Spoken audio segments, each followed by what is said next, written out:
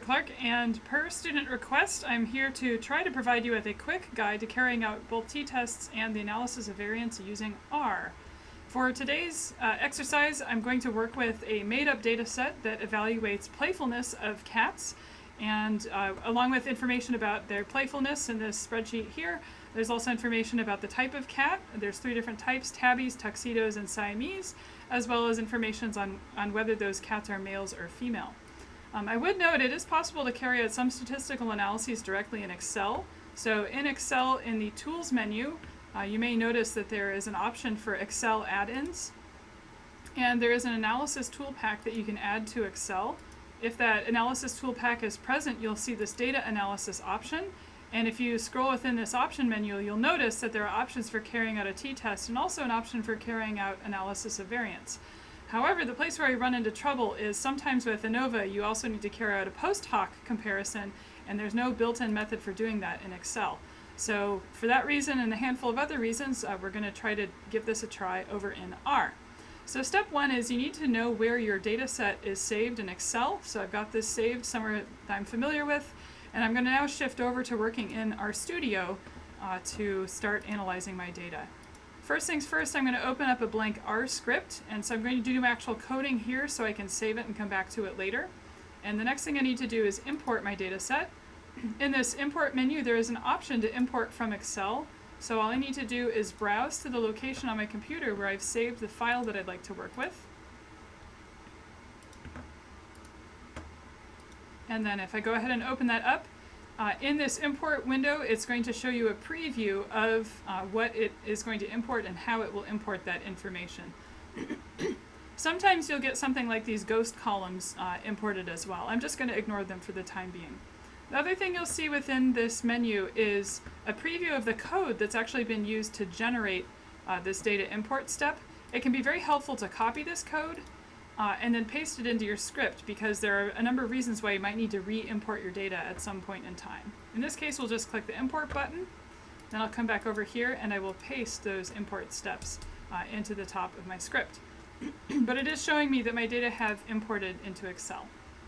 Because R is an object-oriented language, it's really helpful to check the object that you have now loaded into R. So here is our cat data object we've loaded. We can do that with the str function. And I'm going to send this command down to the console. I'm on a Mac, and so to do that I can press Command Return, and it's going to just send that command straight down to the console. And this lets me see that the column type and the column sex have both been interpreted to be character files rather than being interpreted as factors, which is how I'd like R to interpret them. So that means the next step that I need to take is to convert type and sex into factors. So back up in my script file, I'm going to add a comment just to describe what I'm carrying out. It's very useful to use comments to keep track of what your code is doing. I'm just going to note convert type and sex to factors. So the method for doing this, I'm going to call up the cat data object that I created, use the $ symbol, and then I can use tab to autocomplete the word type. So this is saying take a look in the cat data set at the type data. If I even run that, it'll pull up what I've got. And then I'm going to use the assignment error, which is a less than dash, and then I'm going to use the as.factor function to convert type to a factor. What this does is this is going to overwrite what had existed in this column and now replace it with data that is a factor. So if I send that down to the command line, go back and check my str function. Now type is a factor that has 3 levels: Siamese, tabby, and one other. We'll repeat that step with sex. So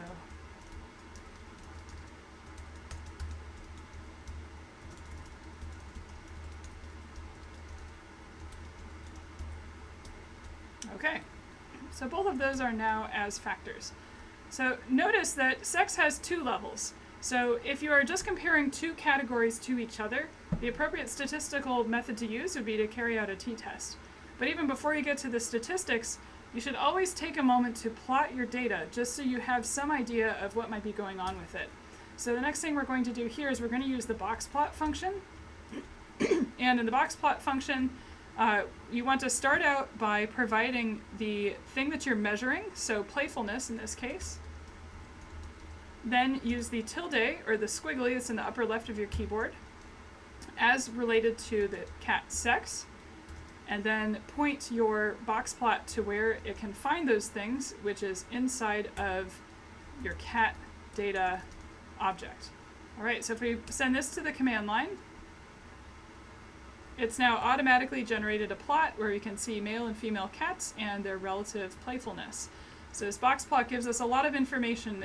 The center line is the median, it gives us interquartile ranges, and if there were any outliers, it would also show us the outliers. So this gives us a picture of what these measurements look like.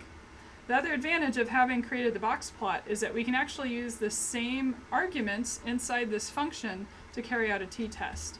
So I'm just going to type in t-test, and then I can just come over here and copy and paste, run that, and there we are, my t-test results. So this is giving me my t-value, degrees of freedom, and the p-value associated with this.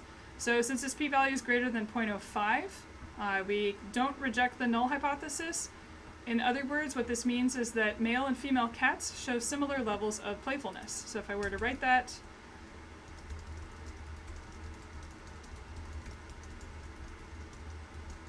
and cite my full t statistic, here's how I would do that. So my t is negative 0.88, degrees of freedom are 26, p is 0.385. Okay, so that's that conclusion.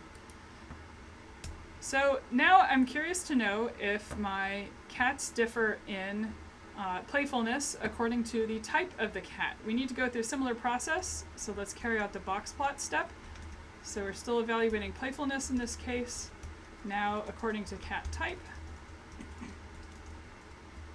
Send that to the command line, and once again, we have a graph that's been generated for us that starts to give us a picture of what's going on. So notice in this picture that it looks like tuxedo cats display a greater amount of playfulness compared to Siamese and tabby cats. That gives us sort of a starting expectation for what might take place.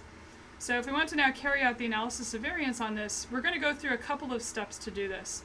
The first step is to structure the model for our relationship between our response variable, playfulness, and our explanatory variable, type. So to do this, I'm going to call this play LM for linear model. I'm going to use the LM function for linear model. And guess what? I'm going to feed it the exact same thing that I just put into that box plot function. Okay? If I run this, you'll notice nothing shows up down at the console, but I have now created an object over here in my environment called playLM because I use this object assignment operator. Now we're interested in carrying out the analysis of variance because we have three categories here. So my next step is going to be to convert this to an analysis of variance. And what I'm going to do is I'm going to use the AOV function on my playLM object, okay? And once again, nothing's going to be output at the console, but I have now created a new object, playAOV. But I want some information out of my analysis of variance. To get that information, I'm going to use the summary function. And the summary function's behavior depends on the type of object that you feed to it. So I could, for example, get a summary of playLM, but that's going to give me different information than if I try to get a summary of playAOV. If I run this line, here now is the output from my analysis of variance. So what this is showing me is my F statistic, 14.72. My degrees of freedom, there are two sets of degrees of freedom for ANOVA, 2 and 27, and then my p-value associated with that. So this p-value, 4.76 times 10 to the negative fifth, is a lot smaller than 0.05. So that tells me that there is a significant difference across my cat types in terms of how playful they are. So if I were to write about that finding, I would note cats differ in how playful they are according to the type of cat.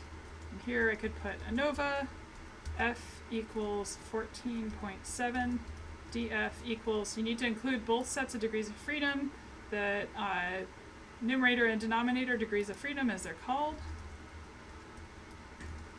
And then here in this case, because the p-value is exceptionally small, this is an instance where I could say it's less than 0.001. Okay? But now the question is, which cats are different? ANOVA just tells us there's an overall difference across the groups. To figure out which cats are different, we need to carry out a subsequent step, which is to conduct a post hoc, after the fact, comparison. And we're going to use a statistic known as Tukey's honestly significant difference.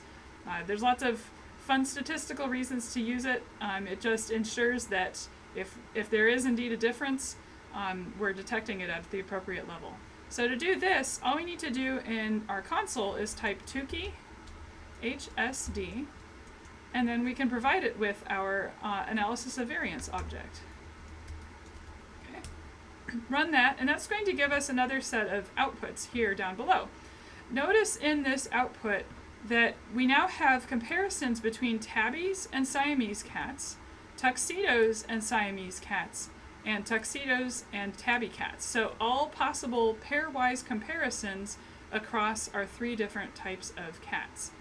So if we look now at the p-values, tabbies and Siamese have a p-value greater than 0.05. That means that they're statistically similar to each other. Okay? In contrast, for tuxedo Siamese and tuxedo tabby, in both cases there are p-values that are less than 0.05.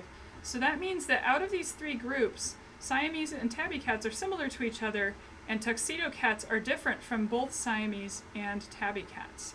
So in general, if we wanted to write about this, then what we could say is specifically, tuxedo cats were more playful than either Siamese or tabby cats, which had similar playfulness levels to each other. Alright, we're not quite done here. We should also note that we've determined this using the Tukey HSD statistic. P is less than 0.05 for tuxedo Siamese and tuxedo tabby. And that we should also say something about the general tendencies for these cats to be playful. And we want to talk both about the general tendencies and also about how much variation is present. This is another way of saying we should look at, on average, how playful are each of these cat types, and a measure of how variable their playfulness is comes out in the standard deviation. So on this made-up scale, right, notice that the whiskers for Siamese cats go from 2 up to about 7. For tabbies, similarly 2 to about 8. And then for tuxedo, this is a rough estimate of the range that goes from about 6 to 10. So that gives us some sense of how variable their playfulness is. But it'd be nice if we could just calculate that systematically in R. Good news is there is a way to do that. The way to do that is going to be to use a function called I call it the Tapley function, or tapply. And what we're going to do is we're going to give this 3 arguments. We're going to give this our cat data playfulness, which is the measurement we're interested in. Then we're going to give it cat data type, which is how we want to organize our playfulness information. And then the third argument is a function of our choosing. So in this case, let's look at the averages or the means. Okay, so this, after running this line of code, now I have my average playfulness for each of these. So 4.2 looks like what we've got on the graph, 4.7, what we've got on the graph, and same thing for our tuxedos, 8.09. So we can verify this calculation by also inspecting our graph. So we need to report both means and also standard deviations. Good news, we can copy our Tapley function, and rather than asking it to run the mean function, let's run the standard deviation function. Okay, now this is telling us that most of our Siamese cats fall within plus or minus 1.8 of our average. It's closer to 1.9 or 2 for tabbies, and it's about 1.6 for our tuxedo cats. So over in our written results, what we can say is, on average, Siamese cats had a playfulness score of 4.3 plus or minus 1.8, whereas tabby cats had a score of 4.8 plus or minus 2.0, and tuxedo cats had a much higher score of 8.1 plus or minus 1.6. Okay. So hopefully this video has showed you what you need to know to carry out analysis of variance using R. The first time you set it up, it takes a bit of work. Once you've got the setup down, it saves you a lot of work in the long run. So hopefully this gets you what you need to know.